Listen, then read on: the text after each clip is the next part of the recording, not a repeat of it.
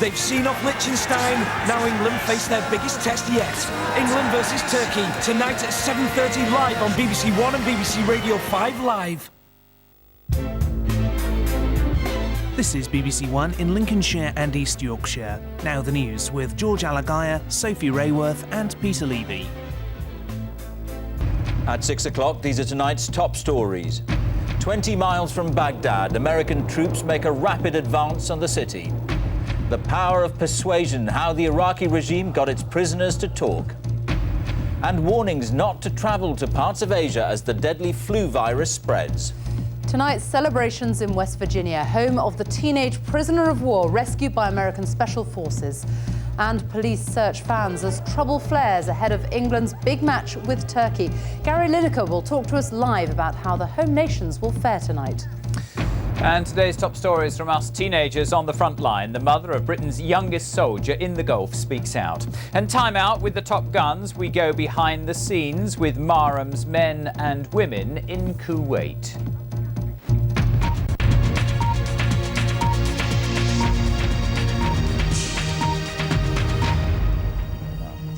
Good evening. Welcome to the 6 o'clock news. First tonight, the advance on Baghdad. American infantry units are now said to be 20 miles from Baghdad. That's the so-called red zone, the area around the capital in which Allied commanders expect resistance to be stiffest and where they believe Iraqi troops may have orders to use chemical weapons. After a fierce overnight bombardment of Iraqi positions southeast of Baghdad, American officials say they've destroyed one of the divisions defending the approaches to the city. The Iraqi government has denied the claim. Our first report tonight is from Gavin Hewitt with the advancing US troops. The battle for Kabul began during the night with a ferocious bombardment of the Republican Guard units around the city. The firing of rockets and the bombing from the air was incessant and relentless. Then tank units from the 3rd Infantry Division began heading for the city. The resistance was lighter than expected, just a few burning vehicles. The battle was effectively over by 9 in the morning, although minor skirmishes are continuing. American forces are not intending to occupy the city. More, everything! Everything! American forces are not intending to occupy the city. A number of Iraqis were taken prisoner, and after the recent suicide bombings, the Americans insisted they remove their clothing to ensure they were not carrying explosives. A few Iraqis were injured, but casualties were light. While some American units stayed on the outskirts of Kabul, others pushed forward towards Baghdad. Some forces managed to cross the bridge over the Euphrates. The American commanders believe today was their first serious engagement of this war. The battles in Karbala and Al-Qut are the most significant battles to date, as they are the battles as we approach Baghdad. This is the continuing effort and the next major step to bringing down the regime. But something of a mystery remains about the Republican Guard divisions. Have they been seriously damaged in these attacks, or have they managed to slip back into Baghdad for one final stand? Gavin Hewitt, BBC News, Kabul. Well, let's get the latest now from David Willis, who's with the US Marines south of Baghdad. Now, David, how rapidly are forces advancing there? Well, having secured a key bridge over the Tigris River, the challenge for the US Marines now is to cross it in order to speed their advance on Baghdad. I think we can expect that to happen very soon indeed. Our advance has actually come to a brief halt whilst the other parts of this vast convoy catch us up overnight. The Marines have assumed artillery positions here. We're expecting a repeat of last night's heavy shelling designed to provide cover for the advancing infantry and the tanks. There's concern here over the possible use of chemical weapons. The closer we get to Baghdad, the men are on alert, but they're fortified by the news that the first encounters with the Republican Guard seem to have gone reasonably well for the Americans and the British. They're well aware, though, that the main battle or battles are still to come. David Willis with the US Marines, thank you. And we can hear now from Gavin Hewitt, who's with the US 3rd Infantry Division. Gavin, the advance is clearly on, but you seem to have doubts in your report there as to whether the Republican Guard were actually being attacked sufficiently. Absolutely. I mean, I sat in on some briefings last night before the attack on Karbala, and there were some concerns that the intelligence may not be good, that the resistance would be much stiffer than they actually found. And although they do believe they've now effectively beaten the Medina Republican Guard division, there is some mystery as to whether the troops just faded away, whether some of them are still hiding in the city of Karbala, or where others were not deployed in the first place and actually might still be in Baghdad.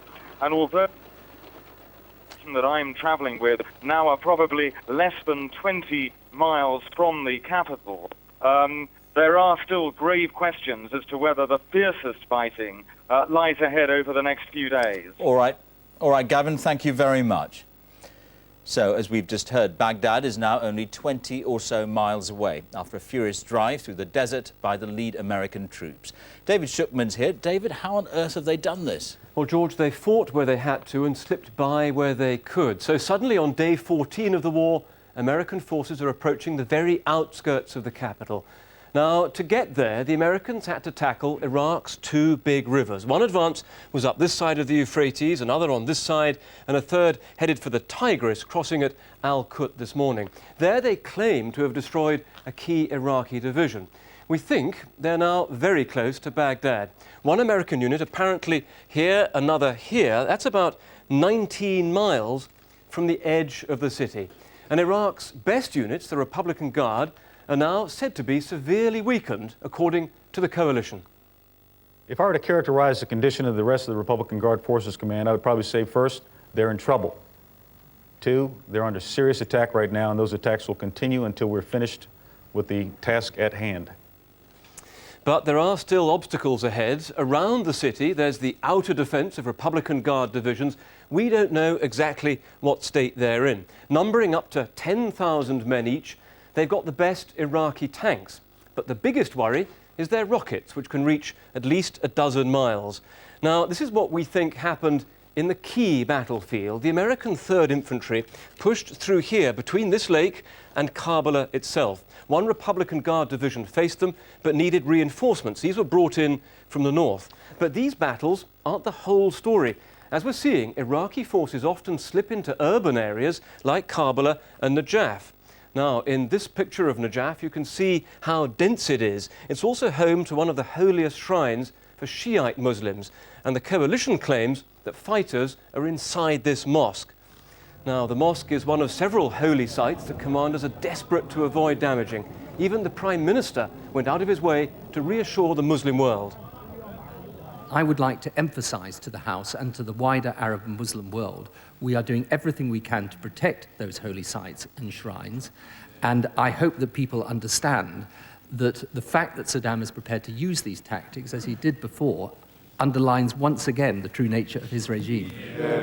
Well, coalition commanders say we're now in a decisive phase of the operation. We have heard that kind of thing before, but this time coalition forces have never been so close to their objective. George. David, thank you. Well, as American troops advance on Baghdad, what's the view from inside the city? Well, our correspondent Rageh Omaar is there. Rageh, the troops may be fairly close now, but they're certainly keeping up the bombardment of the city. Is it clear what targets they're hitting? They're hitting a lot of things: government buildings, presidential palaces, telecommunication centres. I mean, I managed to get out today after a huge overnight bombardment and emerged into a city where I saw a massive telecommunications centre, 4 floors completely missing. I heard the blast last night from my hotel. The doors were shaking, the windows were rattling. Presidential sites again hit during the day. We must remind ourselves this is a 24-hour bombardment of the Iraqi capital on essential sites right the way throughout the city, round-the-clock attacks. And given that troops, American troops, now seem so close to Baghdad, when you were out today in the city, could you see signs of military preparations? No, I mean, that is the strange thing. And it was interesting listening to Gavin and his doubts about what had happened to this Republican Guard division, because this is still an open city. I've traveled north, east, south and west, right in the center. There are no tanks. There are no major checkpoints. There's no curfew. This is still an open city. So where are the defenders? My guess is that they have been secreted into this city in small units. This is not going to be a large conventional army sitting out in the edges of Baghdad to be picked off by Apache helicopters. I find it extraordinary that that would be the tactic by the Iraqis. They will try and suck in British and American troops into an urban warfare which they will try to fight on their terms. The amazing thing when you look at images of Baghdad at the moment are the numbers of people out on the streets. How are people coping under such heavy bombardment at the moment? They're trying to cope as best they can. I mean, one can only think, in terms of you're an ordinary Iraqi civilian and you've got children, you hear these enormous explosions that we're hearing, a whole 18-floor hotel shaking and swaying sideways, what it must be like for ordinary families. They can get their hands on food. Food prices are extremely expensive, basic things like tomatoes and rice. But I think the mood really has changed, and that goes for every single Western correspondent. There seems to be a perception here that their country is under attack. What resistance there is may not be for the Iraqi regime or for the Iraqi leader Saddam Hussein. What resistance, I think, is for their country, because they feel that Iraq is being attacked, and they don't want, to be honest with you, the idea that an American general, or for that matter a British general, is going to be governing Iraq like some kind of proconsul. There is opposition to that and fear about what the future holds. Rageh, Omaar, thank you. Thousands of people have been fleeing Iraq's second city, Basra. Cars have been queuing at checkpoints on roads leading away from the area. Although British forces have carried out raids into the city centre, they've come under fire and remain on the outskirts. Well, as British forces tighten their grip around Basra, Royal Marines have uncovered evidence that the Iraqi security forces have tortured prisoners. They've raided a police station where they found cells with meat hooks hanging from the ceiling and live electric cables trailing across the floor. Our correspondent Clive Myrie was with the Marines when they made the discovery. Outside a police station in southern Iraq stands a mural of this country's leader. Saddam Hussein's dreaded internal security police were based here. This cabinet is locked. Saddam's portrait adorned every room. Not anymore. And downstairs, cells. This one barely 4 feet by 8 with no windows and a filthy pillow and mattress. In other rooms, hooks hang from the ceiling. This room is bare but for 2 old tires and an electricity cable. We are later told a torturer might use the tires to stand on while water is poured on the floor and the prisoner electrocuted. And in this room are the identity cards of scores of Iraqi men, aged between 20 and 40. It's a crime here not to have your ID card with you at all times. Why do these men no longer need theirs? We later found one man who didn't want to be identified, who gave up some of the secrets of the police station. He tells me there was a tariff system. If you committed a crime but paid enough money, you wouldn't be tortured. We've spent days trying to find more people willing to speak on the record about torture in Saddam Hussein's Iraq. This man would only talk to us within the safety of a Royal Marines commando base. And if he was a prison guard and Saddam Hussein walked into his jail, I'd cut him into 50 pieces, he tells me. In the distance, as smoke rises from a battlefield, Iraq's tools of repression are being taken away. Clive Myrie, BBC News in Abu al-Qasib, southern Iraq.